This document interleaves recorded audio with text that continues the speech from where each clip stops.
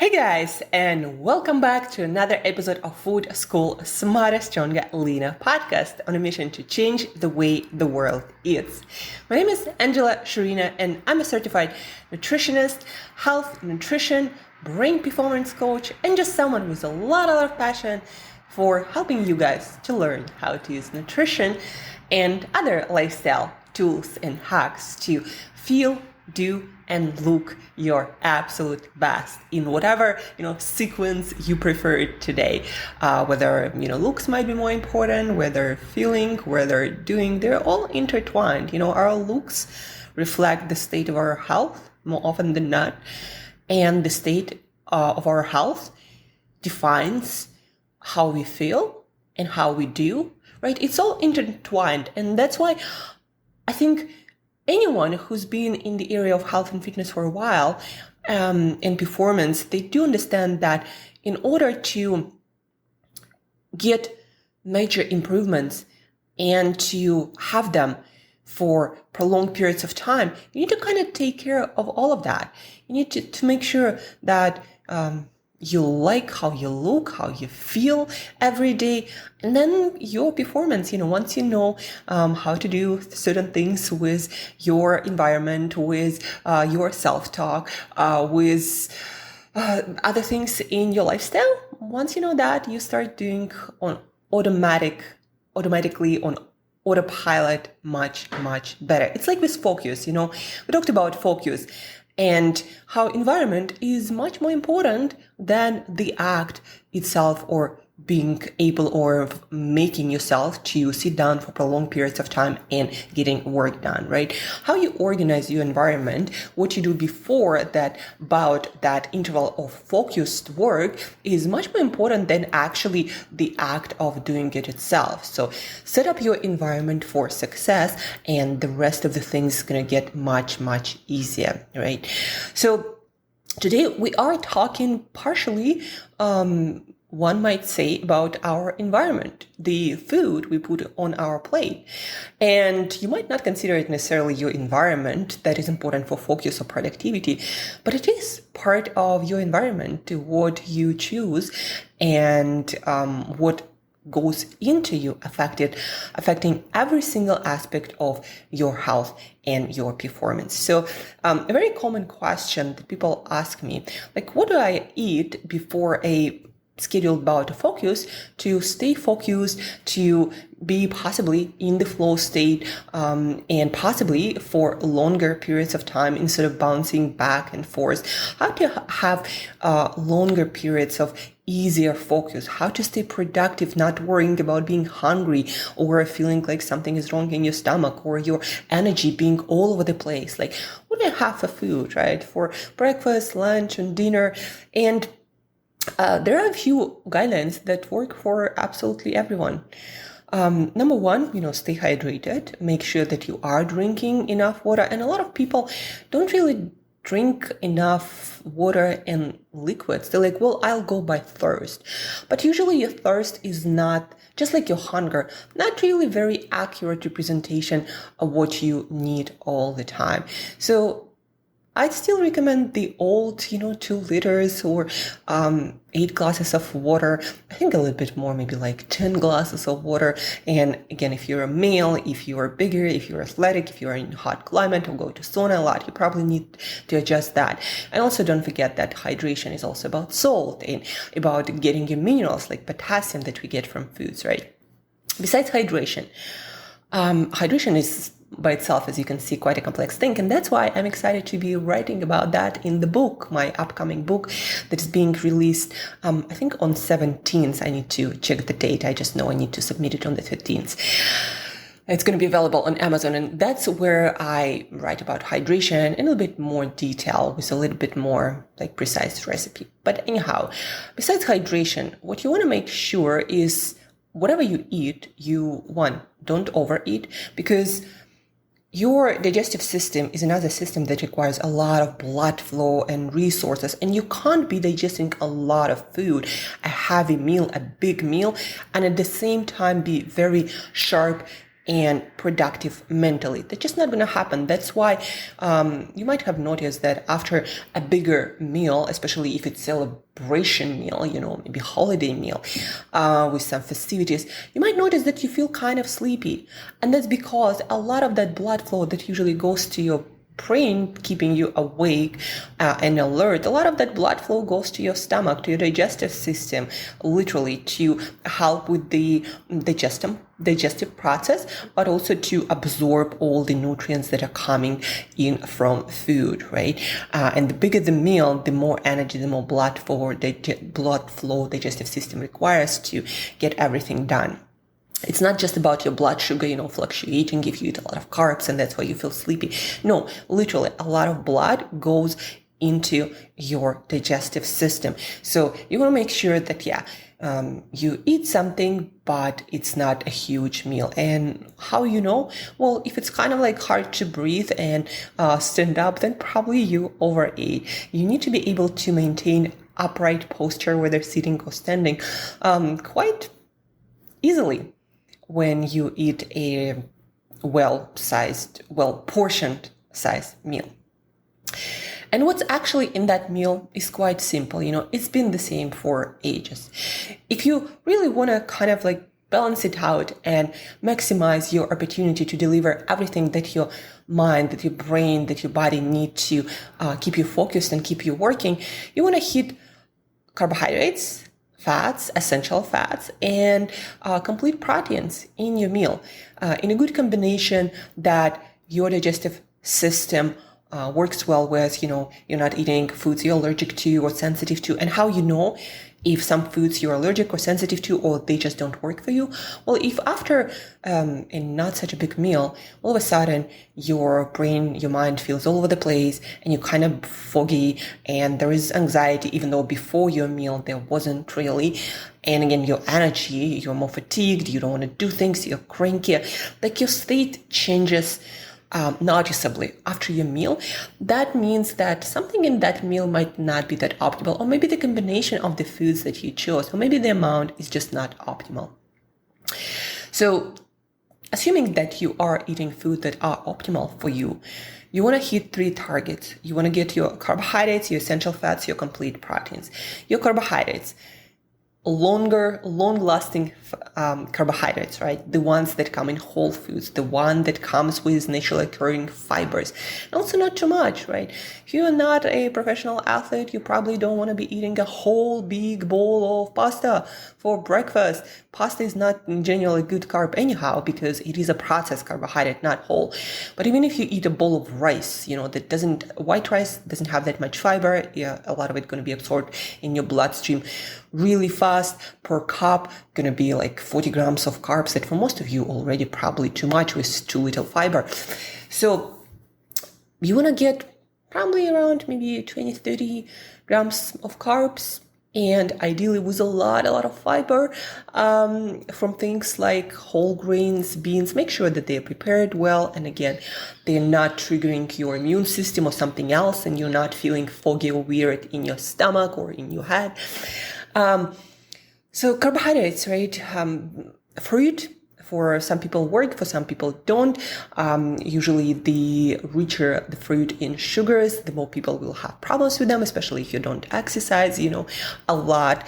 That might make your blood sugar fluctuate. But usually if you don't overdo it, if you combine it with protein and fat in your meal, fruit also doesn't cause that much problem. If you happen to be eating fruit, eat it at the beginning of your meal when it's digested the best, because fruit requires the least amount of time in your digestive system, and it just settles well nicely when you eat it at the beginning, not at the end or in the middle. Except maybe for things like berries, they seem to be mixing pretty well with anything. So, maybe some berries, maybe some oats without any sugar, non-processed stuff, maybe beans, maybe whole grain toast, like really whole grain, especially if it's sourdough, might work for a lot of people, especially if you have no problems with gluten, or it's not non-gluten piece of bread, then you might do just fine. So you get your carbohydrates, And again, maybe a cup of beans, a cup of oats, maybe a couple of pieces of fruit. Bananas are great sources also of minerals and vitamins required to make energy. Or plantains, my favorite here in Mexico. Maybe some berries with your yogurt. Yogurt also has some naturally occurring sugars, right? So that's a good source of carbohydrate. And then you want to get your protein in sufficient amounts, 20-30 grams again, not of food, but of actual protein. And the best sources are animal sources because they do have all the amino acids that the brain needs to create all the possible chemicals to keep you focused and productive.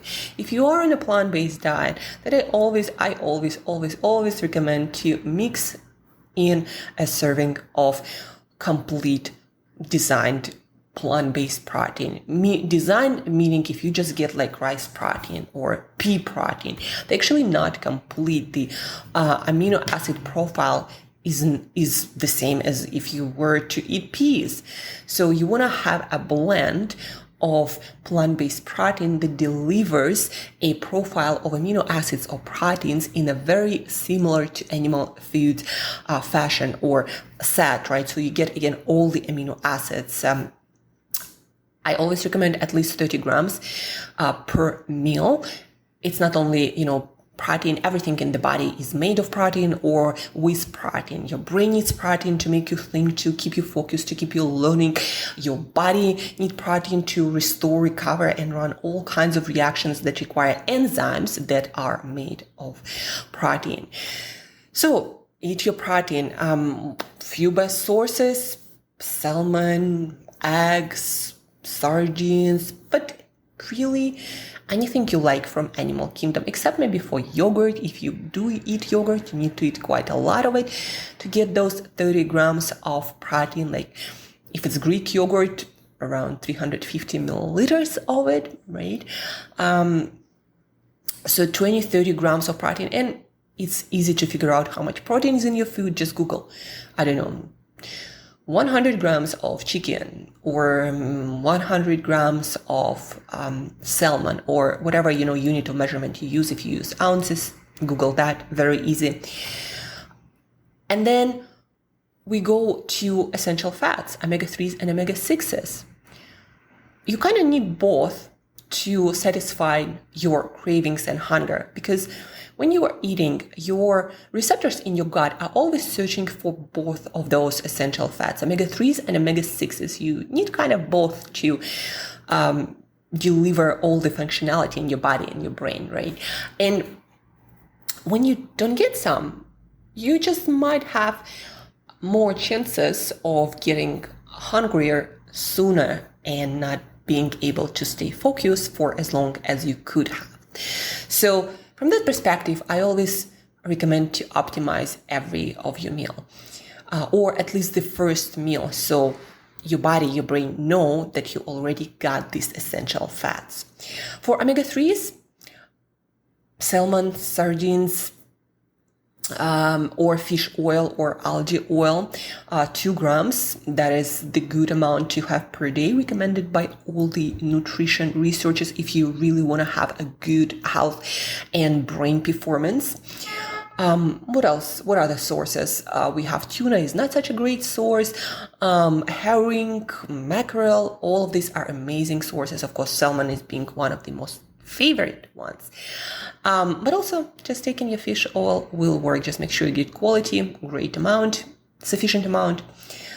And omega-6s, those these days have bad rap, but they're actually essential and you need to consume them to perform all the functions. You just need to consume them in normal amounts, not coming from some snacks or processed foods, but whole foods. And you want to balance them out with omega-3s. The best sources are actually eggs and chicken livers. Those have the animal form of omega-6s. If you didn't know that, but omega-6s actually, we humans as other animals need animal form, that is arachidonic acid. And if you get omega-6s from things like walnuts, your body actually has to use some vitamins to convert that into the actual omega-6 that we can use. And a lot of people eating a lot of omega-6s from, for example, seed oils, they actually do not get the version that we actually can use. And I believe that might be causing a lot of problems with consuming all of these oils. It just, you don't get some vitamins and minerals and your body cannot convert that. So I'm not sure where exactly those fats go when your body can't convert them. Do they stick around? Are they not usable and causing some problems? We don't really know that. But so if you eat eggs for breakfast, that's amazing. You eat 3 eggs, you get all of the arachidonic acid or that omega-6 accompanied with maybe some salmon or your fish oil. And if you eat salmon, you'll get, all the protein amount and all the omega-6s and omega-3s. And then maybe you eat some whole grain toast with that, maybe with some tomatoes or a little bit of avocado for that potassium that we need. Another thing, besides eating your carbohydrates, your proteins, and your fats, and again, fats, let's repeat, your omega-3s from either fish like salmon or sardines or fish oil or algae oil if you're vegan or vegetarian. And omega-6s, best source and doable for most people, eggs. 3 eggs will give you the daily amount, but even if you eat just 1 egg, you're going to get, good amount and most probably not going to be hungry for quite a while. So omega-3s, omega-6s, if you're vegan, vegetarian, at least get some plant-based versions from walnuts, like a good handful of walnuts. And don't forget to take your multivitamin and multimineral with that meal, especially if that's the first meal. Just preload on all of those vitamins and minerals that your body and brain need to function optimally. And you'll be surprised how not hungry, how happy, productive, and focused you feel, and kind of like carefree when you supply all of these nutrients to your body, to your brain, and you basically switch off your hunger and assuming that you do eat optimal for your digestive system foods and the amount, then you might find that you're not hungry or bothered for anything for like 5-6 hours. Especially again, if you hit like about 20-30 grams of carbs with fiber, 20-30 grams of protein. 30 is much, much better. But, at the very least 20, even though 30 is considered to be on the low side for people who are taller or into athletics. And your fats, and if you use the guideline that I gave you for the kind of foods to eat, again, you might be surprised how not hungry you're gonna feel. A lot of people ask me, Angela, why do you really not crave? Do you don't crave any snacks or any of the like products, cookies? I don't know, whatever that might be. I haven't eaten them for like quite a while. And yes, I actually do not crave anything. If you ask me throughout the day how hungry I am, I eat my breakfast, lunch, and dinner. I'm just not hungry for any snacks. It's like, I'm sitting and I'm just not hungry.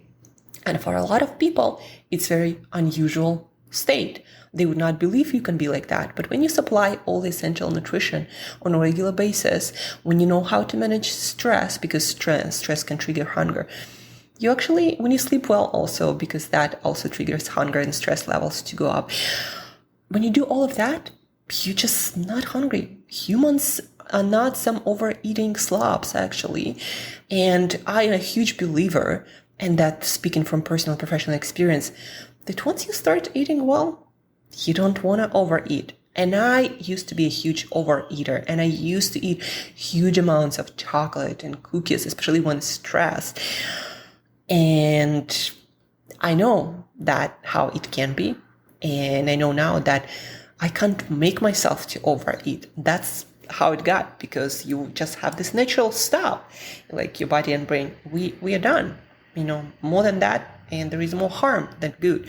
Your body, your brain, they actually know how to maintain very good health and fitness once you supply everything that they need.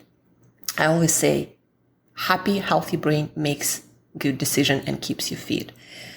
It doesn't rhyme or, any special saying, but that's what I learned through personal and professional experience, that once you start keeping and feeding your brain and your body healthy and right, you just naturally gonna know how to maintain that level of health and fitness, and your brain will help you to make good decisions on autopilot.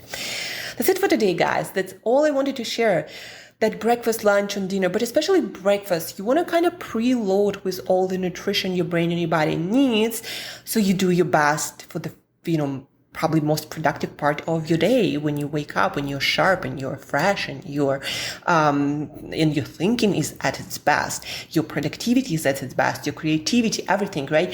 So you want to hit all of these targets, your whole food carbohydrates and complete proteins and essential fats. And by the way, if you need guidance, guys, schedule a call with me. I'll walk you through and answer all of your questions, and you'll have a very good foundation of just baseline balanced nutrition. Whatever diet you are on, whatever you eat, you don't eat, there is always a way. I travel through many, many countries. I work with people all across the world. There is always a way to eat a balanced diet. No matter what your diet preferences are. And so reach out, schedule your call. It's right there in the show notes, the first link, schedule our call, free of charge for you guys as listeners of this podcast. So schedule it and be surprised and mind blown by how well you can do and feel and look when you eat according to the science that we have. And we have quite a lot of it, even though there is a lot of controversial stuff too. Thank you guys for tuning in. Thank you for listening. I hope now you have much better understanding of what to put on your plate, especially for breakfast before that long bout of focus or hopefully flow, where you can deliver the best insights and your best work. So share this episode, share the lessons, the tips and tricks that you learned with your family, your loved ones, your friends. Everyone wants to do better, right? So help them. Share in any form. If you have questions, reach out and schedule our call, because there are so many things that I'm not mentioning here. And when you ask your questions, you'll get to learn them. So schedule our call, share, and till next time, as usual, eat better daily.